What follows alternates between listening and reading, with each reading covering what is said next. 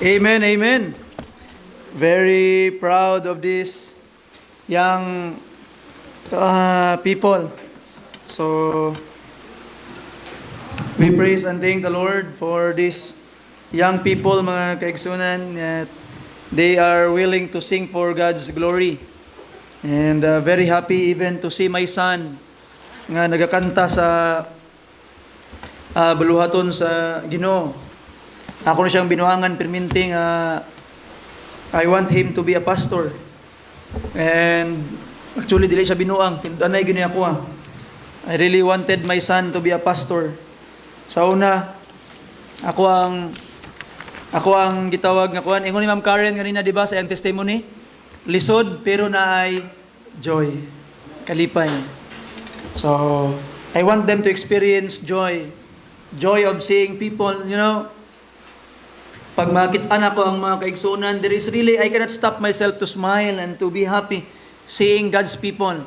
And even bisag makita ko ang katawhan sa Dios dito bisag asa anywhere. It really gives me joy. And by the grace of God, mga kaigsunan, I wanted to share that joy to my family. Kaniadto, ako ang pangandoy sa ilaha, nganak, di lang ka mag-ministry, dito lang ka sa kuan, dito lang ka sa mag-engineer lang ka, mag-doktor lang ka, mag-architect lang ka, but now God showed me that real joy is in serving Him. And maybe kung musugot sila, they will become my greatest offering to God.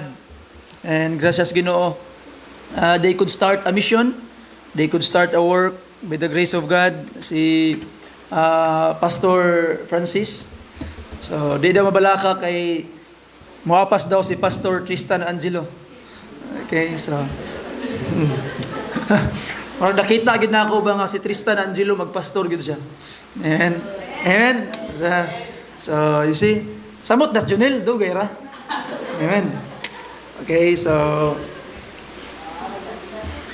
mga kaigsunan, I would like to entitle the message karon, Loving Your Family While Serving the Lord. Loving your family while serving the Lord. This morning, the lesson is still connected to our family life. And we have influence sa atong mga pamilya noon. Really a blessing. Nindot kayo ang mga pulong sa Ginoo that we are learning this month, mga kaigsunan. But now, since all of you are serving the Lord, I wanted to make it clear the priorities ato ang mga kinabuhi. And we must learn to love our family while serving the Lord. Okay, so I would like to for us to open our Bibles in the book of 1 Timothy, chapter 3, sa ato mga Bible palihog, and let us read the first 5 verses. If you are there, please say Amen.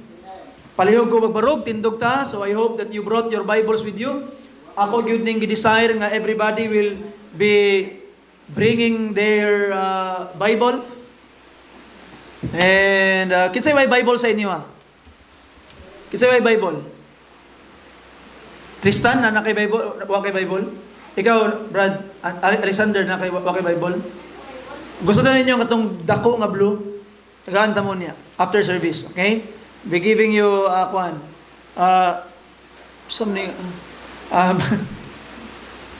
Bible. I will giving you Bible. There are Bibles there sa balay. So I will be giving itong dako siya, murag inani ka dako sa kuha. Blue ang color. So I will be giving you Bible, Brother Tristan, o si Brother Alexander. Kasi pa yung lain na wala yung Bible din na. Ha? Wakay Bible, Brother James. So I will be giving you Bible. Okay? Ha? Si ma'am. I'm giving you Bible, ma'am. Okay? So, pare-pareha mo Bible, panganli lang ninyo mga Bible. Okay? Panganli lang ninyo mga Bible. Okay? Para at least namoy matawag ninyo nga inyong Bible, inyong markahan. And, ako mong gihangyo, always bring your Bible with you. Samot na niya akong mga anak. Okay? So, they always forget their Bible. Kabalo mo sa una, wherever I go, wherever my work bring me, I always bring my Bible with me. At least nga, pag in my free time, I could read, I could learn things from the Lord. So, if you're there, say amen. The Bible says, 1 Timothy chapter 3, verse 1 down to verse 5, this is a true saying. If a man desire the office of a bishop. Now, bishop, it is also called pastor or elder. These three words are often is used interchangeably in the New Testament. Office of a bishop, he desireth a what? So, mga pastor, mga Pastor Francis, Angelo, Janil, Alexander, Tristan, James, being a pastor is a good work. Remember na ninyo. Being a pastor is a good work. Okay? Good work na siya. Okay? So, it really hurts my heart nga maka-attend og simbahan nga muraog ang mga young people kay mahadlok sa ministry. So it is something that we desire. Remember this? Akong gusto may tabo tong simbahan nga dili na si Superman, si Batman, si Spiderman ang superhero sa mga bata. I wanted that the superhero of the children are the missionaries. Because they are the real superheroes nga nagagawas, nagalakaw adto sa lagyo ng mga lugar para isangyaw ang mayong balita sa kaluwasan. They are our real superheroes. Amen? Amen. Being a pastor is a good work. Remember that. And I hope mga kaigsuonan one day, mag-Bible school mo. Okay? Verse 2. A bishop then must be blameless. The husband of one wife. Pila ka bang asawa sa pastor? Isa ra. Pili duha dili. Pili dili. Dili brother distant ha. Kinsa man gid imuha anong duha-duha man. No. Okay? So, a husband of one wife, vigilant, sober, of good behavior, given to hospitality, apt to teach, not given to wine, no striker, not greedy of filthy lucre, but patient, not a brawler, not covetous. I hope no, grasas Ginoo, yampo ninyo inyong pastor nga kaning tanan nga mga gilista diri is mahimong ma-develop sa kinabuhi sa inyong pastor. And verse 4, one that ruleth well his what? Having his children in subjection with all gravity. Wow. For if a man know not how to rule his own house, how shall he take care of the church of God? Abot-aman na lang itnon. Thank you, Lord, sa imong kayo. Salamat, Ginoong Diyos, sa imong pagpangga ka namo, pag-bless ka namo. Ikaw, Ginoo, mag-bless, mag-auban sa among panagtigob karon nga ikaw among mahimaya, ikaw ang among mapasidunggan, Ginoo. Pasaylo ako sa akong mga sala, Ginoong Dios. Kani mga katawhan, pasaylo sila, pasaylo aming tanan, and use us more for your glory. In Jesus' name, amen. Amen. Before I go to the main part of our service karon mga kaigsuonan, because the main part, the main lesson that I would like to show you this afternoon is verse 4 and verse 5 regarding the worker or the servant of God, while serving God, must love his own family. But I would like to make it an introduction. Insert lang na ako, mananghid ko sa inyo. It's not part of the sermon, but gusto na ko insert very, very important. Kay daghan na bag mag-desire nga may mong pastor diri. So, jut lang ha, kay ano man ding buhi pa man ko, gilangaw naman ko. Okay?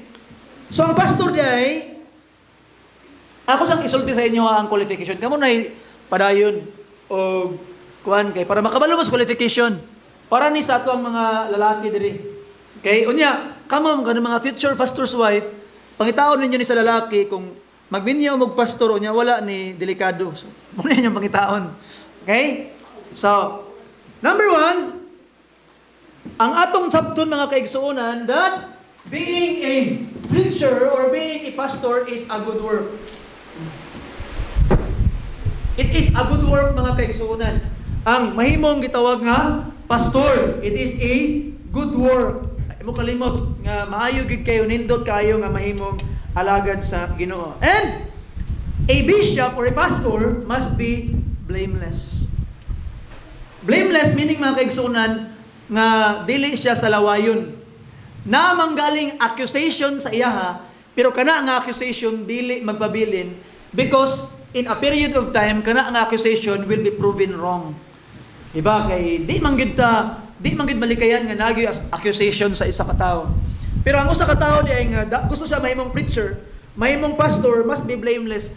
Dili sa ingon nga way sala. No, meaning dili sa lawayon. Ang iyang kinaiya, iyang kinabuhi dili sa lawayon. Blameless ug namang galing isaway sa iya or i-accuse sa iya, it will be proven wrong pag-abot sa panahon. And ang gitawag nga pastor must be husband of one wife, meaning faithful sa iyang asawa. Okay, so kinahanglan ka mahimong faithful sa imong asawa. Ang imong asawa ra gyud ang imong focus nga imong gitawag nga tagaan gyud og pagtagad sa imong kinabuhi. Mga pastor, pag-abot sa panahon, mapastor na mo. Remember, the church is not your bride. Ang inyong asawa, ang inyong mahimong mga asawa, ang inyong mahimong bride. Okay? So, and ang gitawag nga preacher must be vigilant. Okay? Vigilant meaning discreet. Na siya'y wisdom. Mabinantayon siya. Sober. Kanang in his right mind. Tarong ang pangutok. Of good behavior. Maayo kinaiya. So, kanang mga butan. Maayo kinaiya. Given to hospitality. Kanang hospitable. Kana bitawng pag mupuyo ka sa iyang balay or mudayon ka sa iyang balay, kanang ma-feel nimo nga welcome ka. Kana bitawng ma-feel bitaw nimo nga muraog okay mupuyo diri hospitable ang mga tao. Pero kung mupuyo ka sa kabalay nga murag mao palay paglingkod nimo murag kauli una kaunsa ni mga tao din mga samok man kayo. Kana that is not hospitable. So dapat ang pastor hospitable, ngay hospitality. Timanin niyo mga pastor ha. Mga pastor magud panahon. And up to teach. So ready to teach ang gitawag ng mga pastor. Not given to wine, dili palahubog. So bawal mag-inom-inom ang mga pastor. No striker. So dili kayo bang mangulata dayon. So dili mangarati dayon. Not greedy of filthy lucre, dili naong og kwarta. Okay? So dapat ang pastor dili naong og kwarta. Dili malaylo sa mga pagpangwarta ning ibabaw sa kalibutan. You see? Okay? And but patient. So pasensyoso dapat ang pastor. Not a brawler. So kasabot among brawler, dili ka nang muraog ka nang gamayng ligas, makikisinumbagay dayon. So, saan? Para gamayng ligas, makikisinumbagay dayon, no? Pero kanang mga dagwayan ni murag gamayng ligas, makikisinumbagay man dayon. Pero gitawag nga baguhon ni Ginoo. You know, pangutanan ninyo akong asawa. Ask my wife, pila ka buok nga akong nakasumbagay sa una. Habit ako ipabarangay sa una kay na ako gipangkulata sa una. Ask my wife, pangutanan ninyo ang asawa. Pero kaya ka baguhon sa Ginoo. Baguhon mo sa Ginoo. So, and not covetous. Dili covetous. Dili ka gitawag nga muraog gusto-gusto agani ganahan ko ani maako gyud ni dili nana ang usa ka preacher. And atong skip ang verse 4 verse 5. Not a novice, dili bagong naluwas, bawal ang pastor nga bago pang naluwas. So kamo, napamoy time. Okay? Lest being lifted up with pride, he fall into condemnation of the devil. Moreover, he must have a good report of them which are without, lest he fall into reproach and the snare of the devil. So, good report, meaning, sa gawas sa simbahan o sa sulod sa simbahan, maayo ang imong reputasyon. Likewise, Deacons ng verse 8. Okay, so, moto ang dapat sa inyong mga kinabuhi. Mga preachers, mga pastor, one day, mapastor mo, iampo na ako mo, mga pastor mo. Kung di manggaling mo, or, kung di manggaling mo pastor, at least nga, makamao mo mag-preach. Makawali mo. Bahalag pulis mo, PNP, so pastor nga pulis, okay rapod. So, okay rapod na. Okay? Now, go back sa atong lesson karon mga kaigsunan. Ako lang itong gi-insert. Very, very important thing for us to know. And, at least nga inyong pastor ma-check po ninyo. Inyo pong makuhaan, pastor.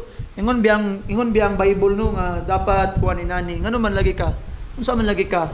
So you could check on me, and by the grace of God, you can help me nga ma-improve po niya nga ako ang gitawag nga kinabuhi as your pastor, mga kaigsuonan. Now, nalay tulo ka butang, I would like to share to you, mga kaigsuonan, karon nga takna sa kahaponon about loving our families while we are serving the Lord. It's a burden sa ako, mga kaigsuonan. Kaya nga naman, I have seen a lot of people nga murag na forsake nila ang ilang pamilya tungod sa ilang pagpangalagad sa Ginoo, in which mali siya. Kaya kung tanawin mo ang Bible, mga kaigsuonan, again, one that ruleth well his own house. So, ang usa ka alagad sa Ginoo is expected nga iyang irule og tarong iyang kaugalingong panimalay, having his children in subjection with all gravity. Muobey gyud ang iyang mga anak sa iya. And verse 5, for if a man know not how to rule his own house, how shall he take care of the church of God? Meaning, kinahanglan ang usa ka alagad sa Ginoo tarungon sa niya ang iyang kaugalingong panimalay, ay siya mag-leader sa pagpangalagad sa Ginoo. Kami nga mga pastor, mga kaigsuonan, wa mi katungod nga magpastor kung di na mo kaya i-rule or i-lead ang among kaugalingong panimalay. And I need to know how to rule my own house well. So kaning qualification, mga kaigsuonan, nagtudlo sa mga preachers that they must prioritize their family, because kung dili maayo ang ilang family, they don't have the right to rule the church of God. And if they can rule their household well, matarong nila ilang panimalay, then that's the time that they have the credibility to rule, to be the leader of the house of God, the church of God. It's very important. So, tulong kabutang, mga kaigsuonan, I wanted to show you karon. And we are talking about Christians who are serving the Lord. And all of us who are present in the afternoon, all of us are serving the Lord. And I hope natutulog ka butang. Number 1, the priority. Number 2, the process. Number 3, the product. Tulog ka butang, tulog ka pi. I have borrowed these points from the Spiritual Leadership Conference. Ako i-share sa inyo ha. I have borrowed these 3 points from the Spiritual Leadership Conference from Dr. Tim Rabon. So, gikan ni sa iyang mga points that I would like to capture para akong ma-share sa inyo ha karon. So, number 1, mga kaigsuonan, unsa di ay ang atong priority sa atong kinabuhi. And we are talking about the people, ang mga tao. So, number 1, mga kaigsuonan, remember this, dapat natay hierarchy of priorities sa atong pagpangalagad sa Ginoo. Do not forget that your main priority is your personal relationship with God. The first thing. Mo gid na imong first priority, mga kaigsuonan. If any other relationship makadaot sa imong personal relationship with God, you will always choose God. Kung gitawag nga makabarkada ka, but this barkada will bring you away from God, choose God. Kung makauyab ka, but this uyab will bring you away from God, choose God. So we will always choose God and our personal relationship with Him. Now remember, muli daghan masayop ang mga pastor. Kaya naman, lahi ang personal relationship with God sa relationship nimo sa imong pastor o sa relationship nimo sa simbahan. Remember that. Okay? Some pastors are saying, unaha ang Ginoo, and they are referring to the church, unaha ang simbahan. Nakuha ninyo? Lahi ang imong relationship sa Ginoo, lahi ang imong relationship sa simbahan, lahi ang imong relationship sa pastor. The highest relationship, the priority kini mo is imong relationship sa Ginoo. Remember this. Kung ang ubang mga utang sa kalibutan makaapekto sa imong relationship with God, your personal relationship with God, mga pinangga nga mga kaigsunan, always choose Jesus. Amen? I wanted to hear your amen. Amen? Amen. That's number 1. And, kung ikaw nagapangalagad sa Ginoo, the second hierarchy of priority is partnership with a spouse. Partnership with a spouse. Effective alang sa mga minyo. Kinahanglan, i-priority nimo, human sa imong relasyon sa Ginoo, second priority nimo is partnership with a spouse. I can remember, I told kang Brother Japet, usala ako matambag, one day, kung pananglitan, tawgon man galing kas Ginoo gyud, mga lagad sa Ginoo, I tell you, remember that the church is not your bride. The church is the bride of Christ. Your wife is your bride. So if you are to choose the church or your bride, you choose your bride. Piliun nimo ang imong asawa because the church is not your bride. Remember, the church is the bride of Christ. The church is not the bride of the pastor. The church is the bride of Christ. In the hierarchy of responsibility, isip ko sa kapastor, ang akong pinakaunang responsibilidad, kung i-compare ang simbahan ug akong asawa, una gyud akong asawa. Unsay gayon sa Biblia, kung di nako kaya i-rule akong kaugalingong panimalay, wa ko'y katungod nga mag-rule sa Church of God. So meaning, the logical implication, tarungon nimo daan nimong asawa, ayha nimo at imanon ang simbahan. You see? And sa atong mga pinangga nga mga kaigsunan, kung ikaw minyo na karon, maminyo manggaling ka sa Grisha sa Ismail, magkaminyo na siguro. Ha? Okay? So, ha? Sa man, nalay yung nakita nga nag-away lagi nindo ka bata diri. Di mo maglihok ha diara mo ha. Dayan na. Direto bang. Dili pwede magkuwantanaw sa likod, direto bang. Okay? So, mga kaigsunan, remember, kung ikaw minyo na, nangalagad kas Ginoo, ayaw gyud kalimot. Dili pwede nga pasagdan nimo imong asawa tungod kay moingon ka nga mag-serve ang gugos Ginoo.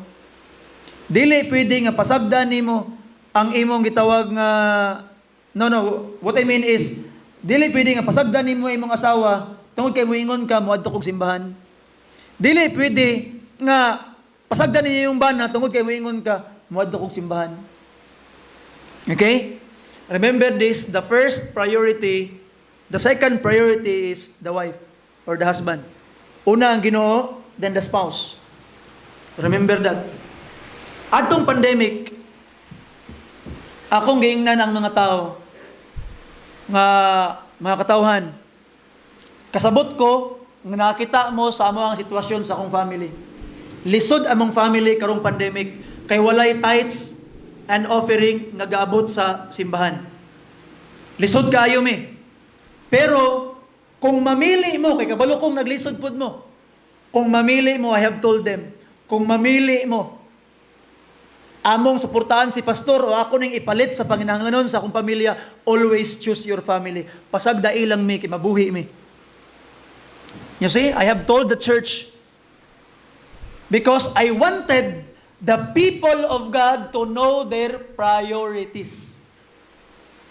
Sometimes mga kaigsunan, ang atong gitawag ginahuna na muraog nakautang ta sa itong mga pastor.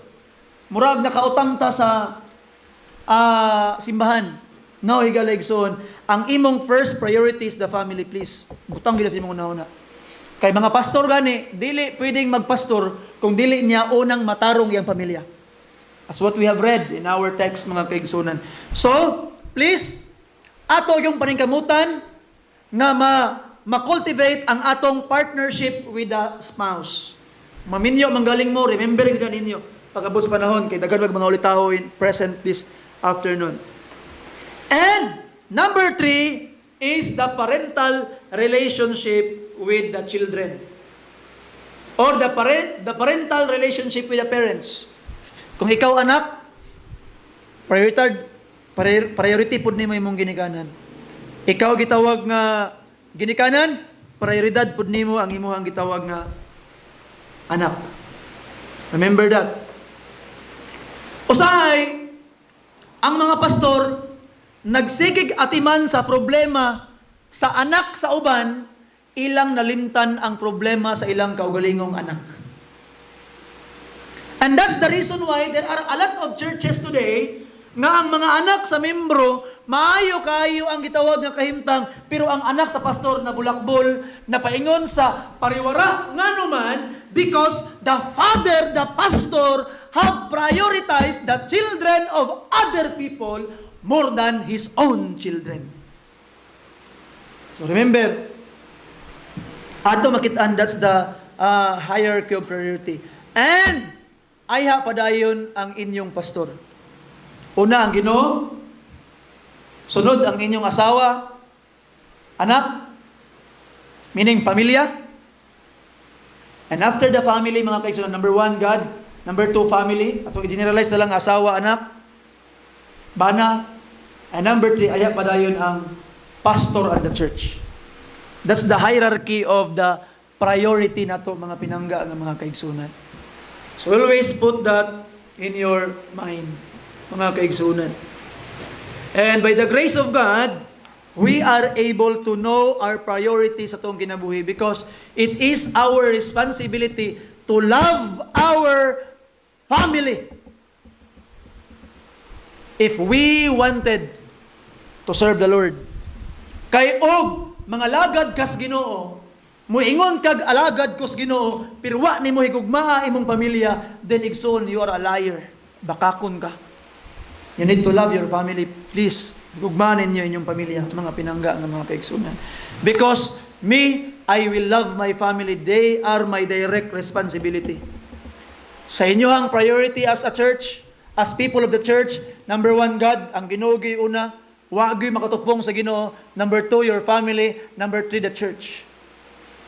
And sa ako apod, isip po sa kapastor, number 1 ang Ginoo, number 2, family, ikatulo na pud mo, church. We must be clear in this matter, mga kaigsunan. Kay dili pwedeng ang hinungdan na bungkag ang pamilya tungod sa simbahan. And I don't want to hear nga moingon ang usa ka ginikanan nga kaning bataan ni sige lag adtog simbahan para makaikya sa trabahoon sa panimalay. At ato nang walaon mga pinangga nga mga kaigsunan, remember this, we must love family. That's the priority, mga kaigsunan. I hope you understand. We must follow God's order in the home and maintain relationship with your family, your wife as a primary family relation. So mga pastor, abot panahon naminyo mo. Kinahanglan gid panggaa gid ninyo inyong mga asawa. Ha? So, muna mga babae diri, kung naman galing mo plano mag-pastor's wife, pilian ninyo ang pastor nga na diri kay gitudluan na daan nga higugmaon gid mo una. Okay? Kay basing katong sa ubang mga lugar, wala to natudluan. Okay? Number 2, the process. The process. How can you do it? Unsaon man ako na ipagbintain nga akong mahigugma ang akong family while I am serving the Lord. How can I do it? Number 1, mga kaigsuunan, maintain open and honest communication with your family. Maintain open and honest communication with your family. So dapat mga kaigsuunan, ma-maintain na. Maugid niya atong kahinaan. Kitang tanan mga kaigsuunan atong kahinaan. Di ta kabalong mag-maintain og honest, open communication with the family. Ngano gid kanino? Pananglitan, pag makikistorya mo sa inyong pastor, Pastor, pwede ko mangutana, Pastor? Pero sa inyong igsuon, sa inyong papa, sa inyong mama, sa inyong mga anak, unsa man ka? Samok pa nimo.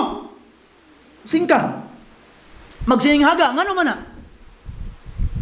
I know you are able to make a good communication with other people. You can do it to me.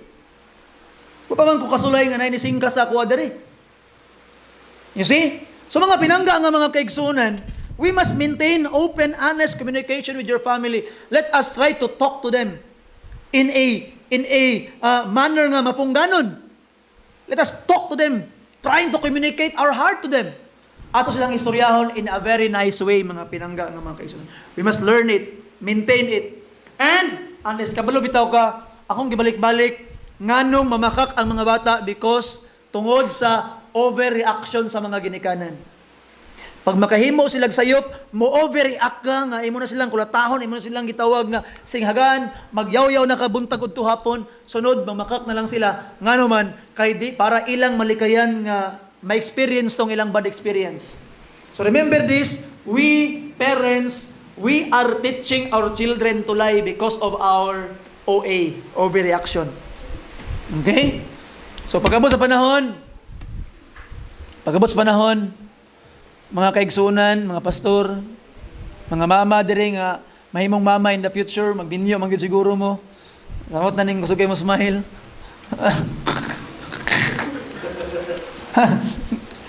So, atong paningkamutan nga di ta mo overreact. Okay? So maintain ta na kay para atong mapakita ang love. Kay dili nila ma-feel ang love kung perminti sining kaha, sining haga sa panimalay. Amen ba? Okay? Ma-feel man gyapon nimo ang love mga kaigsuonan pero lahi ra gyud. Lahi ra gyud. Okay? Now, number 2. Be sure to have fun with each member of the family. Remember, this is from Dr. Tim Rabun. This message is not personally made by your pastor. I just borrowed this. Be sure to have fun with each member of your family, and I agree. I agree. Okay? Kabalo mo, sa ako lang yung makaya sa akong abilidad. I am trying my best to do it. There are times nga akong musuroy mi sa asawa kami lang. There are times nga akong isuroy si Francine nga kami lang.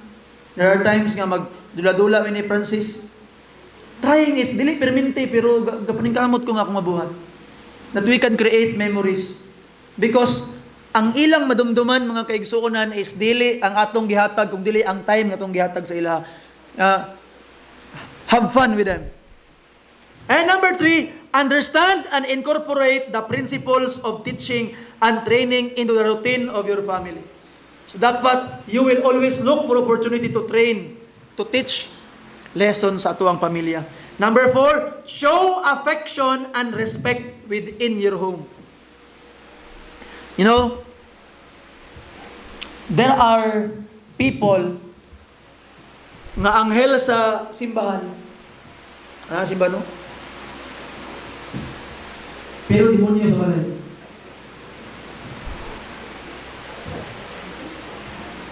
You see?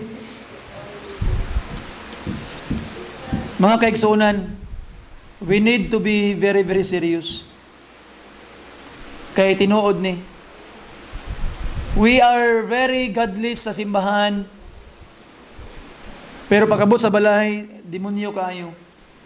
And ang maka-experience ana is ang atong mga anak, ang atong mga pamilya, atong mga kaubmas balay. Muana ta, naunsa man ni siya. Pag atubang ni pastor, murag di kabuak baso, murag anghel, pero dris balay, sungayan. So iksoon, maningkamot ta na hinay-hinay kung unsa ta ka anghel sa balay, maupod ta sa simbahan. Amen ba? Nabay amen diha? Amen. Amen kayo gyud kinahanglan kay ni mga kaigsuonan. No? Kabalo ka no, muna itong weakness, usahay. Kay matingala gyud ko. To me, to be very, very honest, sayon ra kay singkahan ang membro sa imong pamilya. Matingala ka kay murag gamay lang bikil kay mudagko na tong mga tingog. Kabalo ko nga struggle ni kay ngano man because I am also suffering this struggle. Ato ning paningkamutan nga ato ni siyang ma-control mga kaigsuonan nga ato mapakita ang gugma og respect sa atong mga panimalay, atong respeton tong mga anak. Di ba? We are trying to do it sa among panimalay. Si Francis o si Francine, akong ginaingnan perminti ilang mama nga ma'am, dili nakita ang magbuot kung unsa ilang gusto sulubon, unsa ilang gustong color, kay sila na'y magbuot because they have their own decisions in life. Let them be independent. Usahay kay man na, unsa man na imong gipili nga lain man kay na, mura man kagkuan ana. Sagdi, they want it. Okay? I'm trying to respect them. Nga naman, they also have their something they want by the grace of God. So atong ibutang sa mga una-una that they must be respected. If you wanted them to act like men, you must treat them as men. If you treat them as child, then they will act as child. Remember that. Under number 2, make memories together. I like that. Make memories together. Okay? If I would borrow names, if I would choose names, I am always blessed looking at Sister Joy and Sister Abby. Sa ilahang gitawag nga banding-banding perminti. Okay? How I wish that every one of us are doing it with our children. Nga magkamping-kamping sa gawas. Unya pagkaman si Brother Limuel, siglantaw sa CCTV, gabantayan sila sa CCTV, kaya pasiyunyag, na mo sulod. Lagi pastor, sa yung tanaw si TV pastor, kaya pasiyunyag, na mas gawas matulog. But they are banding. Okay? Sila yung mga games, sila yung katong mga inana, and they are creating memories. So let's create memories with our children. Okay? Let's create memories with our siblings, with our brothers and sisters. Let's create memories, mga kaigsunan. Okay? So I am planning mag-host me diri og one singing contest sa balay. Okay, nakit-an ako ganina. Dito sa gawa sa sala, di madungog pero sa mong kwarto klaro kay mga tingog. Mga singer ganina. I am very blessed. You know, if you are a pastor bitaw, kung pastor ka, kung makita bitaw nimo ang mayang people nga naga-enjoy, mag-enjoy po ka, ambot lang. Nakita na ko ang mga nangayabag. So, I was very happy. They are enjoying, naga-enjoy sila. And deep in my heart, I also enjoy. By the grace of God, padayon mo sa inyo ang mga pag-enjoy sa kinabuhi. And go back to reality after sa simbahan. Okay? So, make memories together, especially with the family. Let us create memories. No? Number 3, third point, the product. Unsa may product? Unsa man ang atong gusto mahitabo diay nganong ato maning buhaton? Why are we doing this while serving the Lord? What is the goal? What is the product that we wanted to see in our family? There are 3 things. Number 1, the goal is a close, knit family while they are all in your home and after all, the children leave your home. Sa ato pa, ang goal nila today, mahimo tang close atong panimalay ug ang closeness magpabilin sa panahon nga manglakaw na sila. Di ba ang mag-asawa kay nag-inusara man silang duha ra man sila pagsugod hangtod nga nagkaanak ni daghan. Pero kabalo ka sa end, mubalik na bud sila nga sila lang duha. You see? Mubalik na bud mo nga kamo lang duha mabilin sa balay. Kana og buhi pa mong duha. Pagabot panahon. Mo na nga palangga gyud ninyo ang inyong mga asawa, inyong mga bana, inyong mga ginikanan mintas na pa. So that's our goal nga mahimong close within the home. And somehow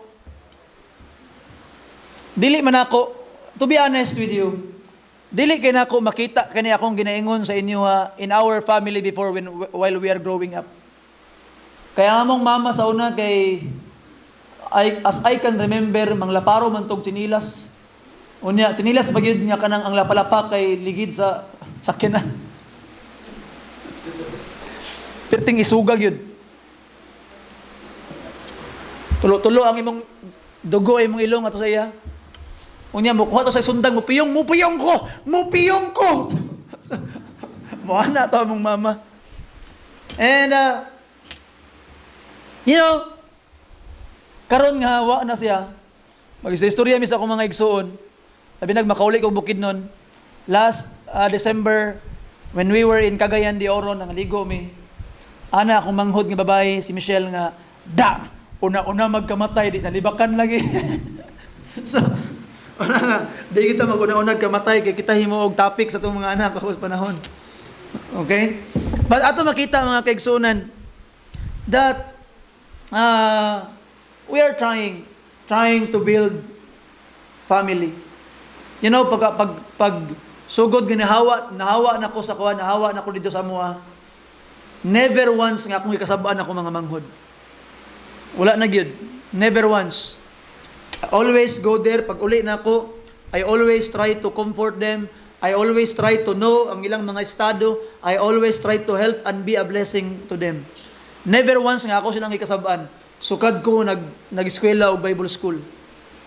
Ano man, kay katong mga away-away, mga lalis-lalis, I wanted nga, katong mga bata pa, mga bata noon pa, okay na to dito. But karon that we are already growing, I wanted to create memories, create something that we could remember, nga ay, akong kuya sa una kay inani, akong kuya sa una. Akong igsoon sa una inani. So mga pinangga nga mga kaigsuonan, create a good memory with them. With the grace of God. Di nang kinarwasay, nilayugay, kami sa una magnilayugay mi. So, tama na itong katong bata-bata pa. Mga teenager pa mo, okay pa na, pero mga 20s na, marag di na siya maayo. Ato na nang kwaon ng mga layog-layog, basta 20s na. Teenager, marag makasabot-sabot pa kagamay. Okay? Okay? Now, number 2 mga kaigsunan, each member will grow in their love for the Lord and one another. So, atong goal is each member of the family mag-grow ang ilang love sa usag-usa o sa Ginoo. Okay? And number 3, number last, and I will close, your children will be challenged to reproduce your home in the home God gives them. So, ang imong gibuild nga panimalay, ilan ang i-reproduce sa home nga gibuild sa Ginoo, nga ihatag sa Ginoo sa ilang panahon. Karon, kita, di ba, makaana mo pastor, kung inana ang imong ginikanan sa una pastor, inana ang imong ginikanan murag natarong malagi imong pamilya karon pastor. Okay malagi pastor. So unsay connection nganong dapat matarong atong family ngano kabalo kang ano? Karon I really wanted to build my family but inside there is a struggle. Ngano man na ang mga trauma na sa tuang mga insights to mga una-una in the subconscious nga di na to na malimtan. So naay struggle. But if ang gidak-an sa imuhang mga anak is this kind of family nga imong i-build karon, it will be easier for them to build theirs. To build a good home for their family in the future. So mga kaigsunan, kabalo ko nga natay mga trauma. Kabalo ko nga nasa inyuhang nga nisunggor siguro laparwag jinilas or ako ra gyud badlungon kayo nga laparwag jinilas. Or kabalo ko nga nasa inyuhang nga nainga na nga nak, layas na dire. Ginan ko sa mama sa una.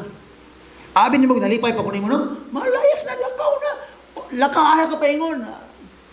Hipuso na kayo mong gamit. So na po mama sa una. So maybe some of you nasultian na sa inyong gidikanan. Inana nga mga butang. Maybe sa mo sa una kay wala may kuan, wala may imbarguhan na cellphone, kay may cellphone sa una. Ang amo sa una kay kuan man gyud kulata man gyud. Maybe some of you, but mga kaigsunan, gracias Ginoo, we will try to change it sa atuan ng family. Kay ang hinungdan nganong ga-struggle mi. To be honest, naga-struggle mi nga unsaon na mo pag-raise among family because of the past experience. Kay usahay mugawas gyud sa amo ang pagka-warrior. Pero mga kaigsunan, by the grace of God, we will help the next generation. We wanted them to people na mahimong plastar po ang ilang mga kinabuhi. Let's help them. Amen ba? Amen. So mga kaigsunan, while serving the Lord, don't forget to love your family. Igugma gyud ninyo ang inyong gitawag na family. So kami nga mga pastors, ang amog yung main priority is bisan pag unsaved pa imong ginikanan, ang amog yung main priority is mahimong malinawon ang inyong pagpuyo. No? Dili pwede nga kami nga mga pastor ang mahimong hinungdan nga magagubot na noon mo. No. Our priority is to build you up, na matarong ma-peaceful inyong family by the grace of God. That's why we wanted them saved. Magambot, tama na lang itnon. Salamat sa imong kayo. Thank you, Lord, for the testimonies of the people nga mo ang dungo ganina. It really blessed us, Lord, inspired us. I pray nga padayon nga maguban ka namo, mag-bless ka namo sa mga kinabuhi Ginoo. Panalip di mi, liguna mi, grasyahin mi Ginoo nga magmalampuson mi o magbabungahon mi amahan. Ikaw na bahala na mo, Lord. We need you always sa among mga kinabuhi. Guide and empower us. Help us, Lord, nga makaangkon mi Ginoong Dios og kadaugan sa among mga kinabuhi Ginoong Dios. I-bless o tabangi mi Ginoo nga among ma-apply ni sa among mga kinabuhi, Lord. Help us nga ikaw mong mahimaya, ikaw mong pasidunggan Ginoong Dios. Kay wa gid ni mabuhat Ginoo kung wala ikaw. Thank you for the way you will bless, the way you will empower, in Jesus' precious name. Gipangayo na ko ang tanan. Amen. Amen. Thank you and God bless you. Please shake your hands.